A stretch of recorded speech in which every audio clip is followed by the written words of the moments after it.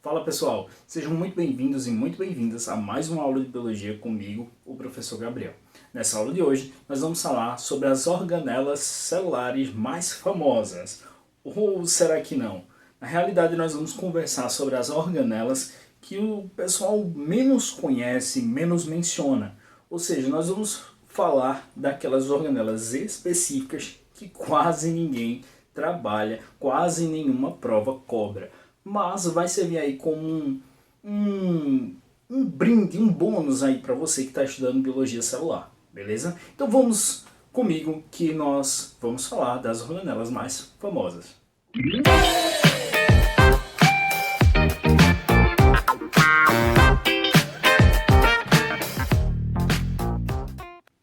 Nossa aula de hoje é destinada a apresentar para vocês algumas das organelas menos conhecidas. E, portanto, claro que não vai dar para contemplar todas as organelas que existem e poucos são mencionadas nos livros, nas aulas, sejam de ensino médio, seja de ensino superior, porque realmente são muitas e são muito específicas também. Nessa perspectiva, eu vou trabalhar com algumas aqui no quadro e outras eu vou fazer uma menção honrosa. Mas, caso você conheça alguma organela que eu não mencionei neste vídeo, deixa ela aqui nos comentários, vamos conversar um pouquinho sobre ela e eu vou fazer questão de responder a todos vocês. Até porque vai ser bem interessante para mim aprender junto a cada um que está assistindo esse vídeo comigo. Então, sem mais delongas, vamos analisar os corpos de Weibel-Palade. Os corpos de Weibel-Palade foram descobertos por Ewald Weibel e George Palade. Esses grânulos de armazenamento estão presentes principalmente em células endoteliais, ou seja, em células que revestem internamente os vasos sanguíneos. Esses grânulos costumam armazenar o fator de von Willebrand, que nós vamos denominar doravante de VWF, tá? Para não ficar aqui o tempo todo falando fator de von Willebrand. Então, o VWF e a P-selectina. Essas duas moléculas são muito importantes. Primeiro, para um processo chamado de homostasia.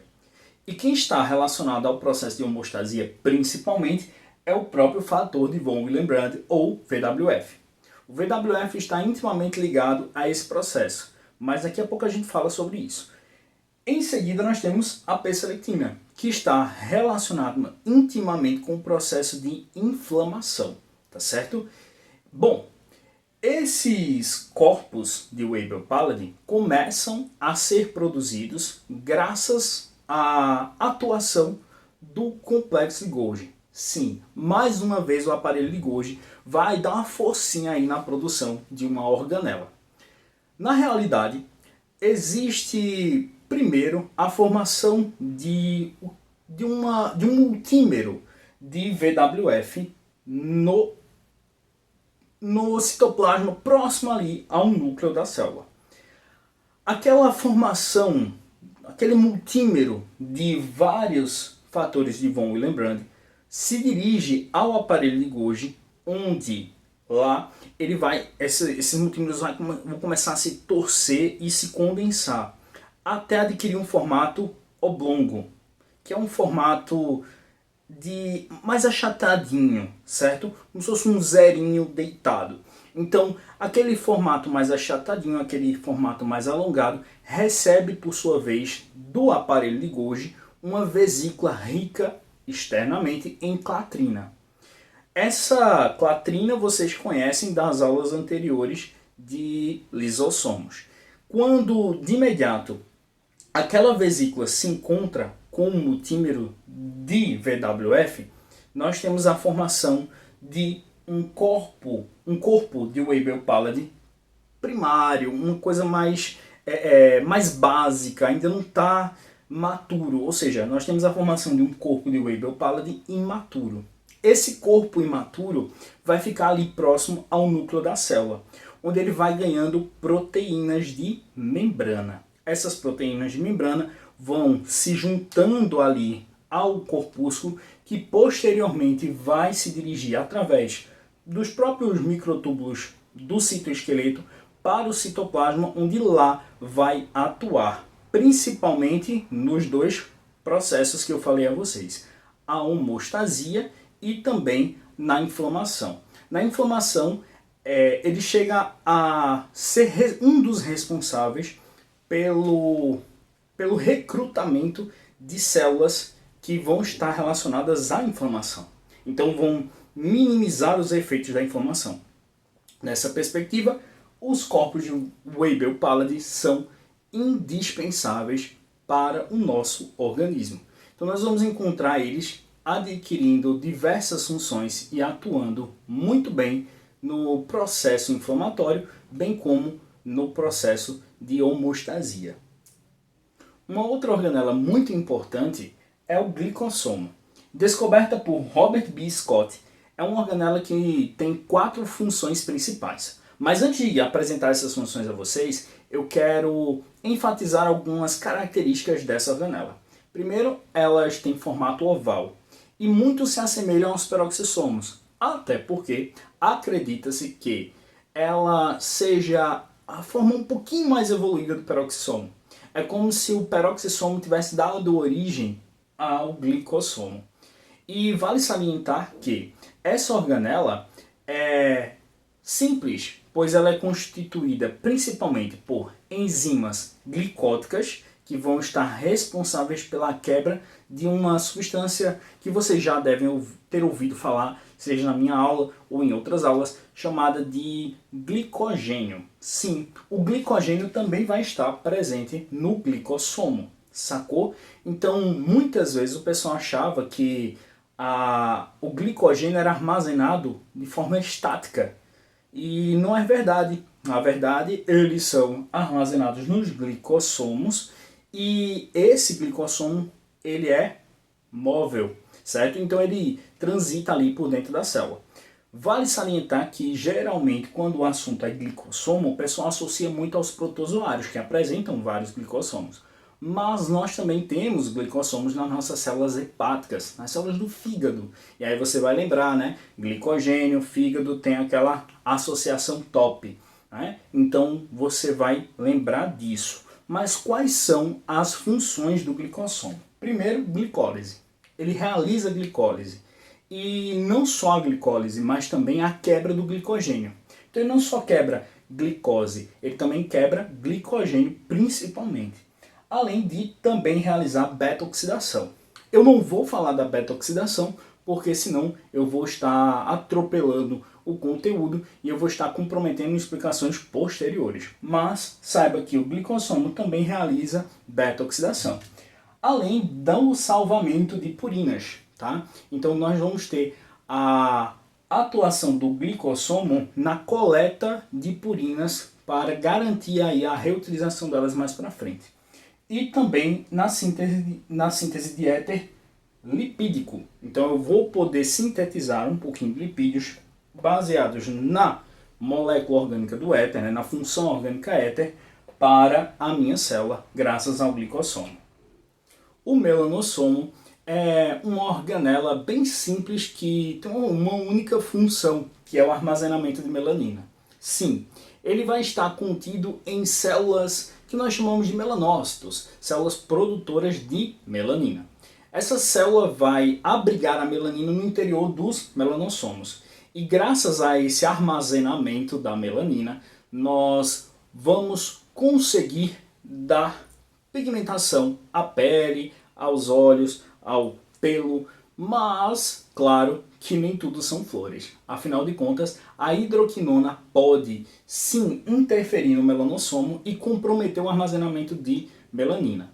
Não vou mencionar aqui situações onde há o comprometimento da molécula de melanina e de fato ela não se manifesta como deve, ou ainda nos casos de albinismo, porque isso tudo a gente vai ver lá na genética, isso a gente vai ver em outros momentos, mas não agora. Beleza? Só quero que tu saiba que existe o melanossoma. Existem algumas organelas que estão relacionadas a processos de armazenamento. E uma delas é o oleossomo, ou também chamado de esferossomo, ou ainda elaioplasto. Esse nome está um tanto quanto em desuso, visto que não é um plasto somente.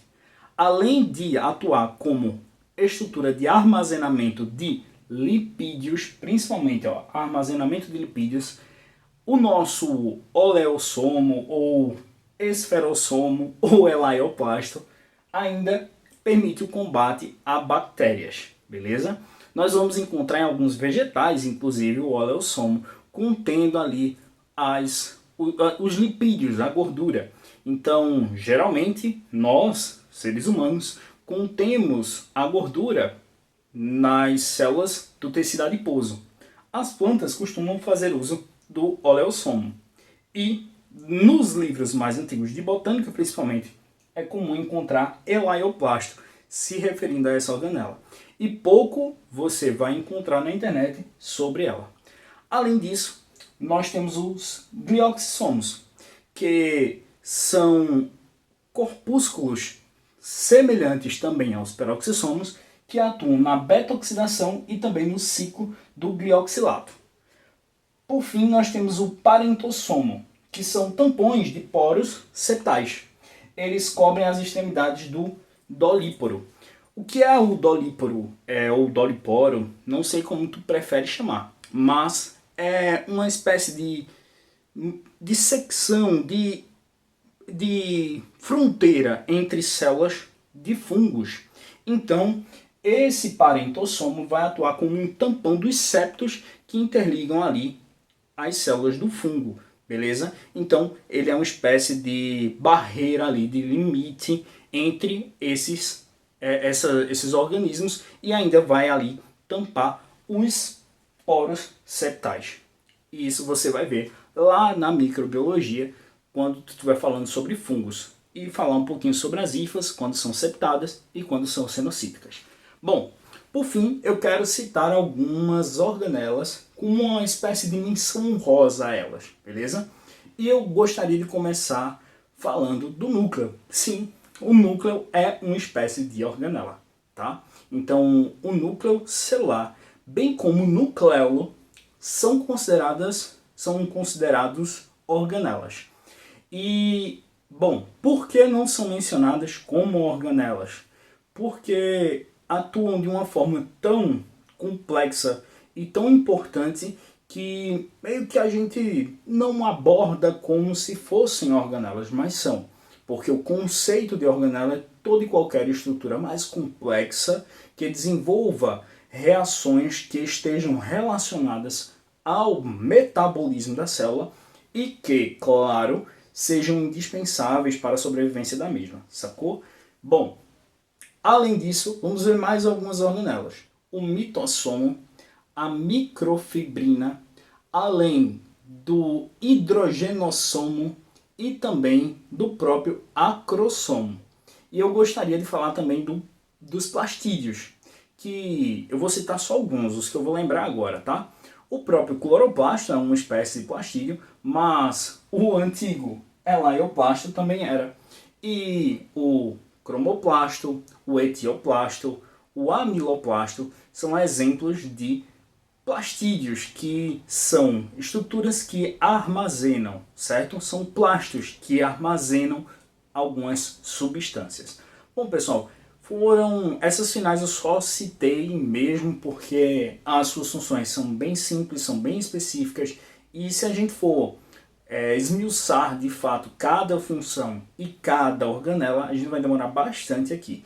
E essa aula é única e exclusivamente para satisfazer uma curiosidade de alguns dos estudantes que sempre se perguntam, mas só tem essas organelas? Não, na verdade a gente tem muito mais, beleza? Então é isso, galera, eu espero que vocês tenham gostado.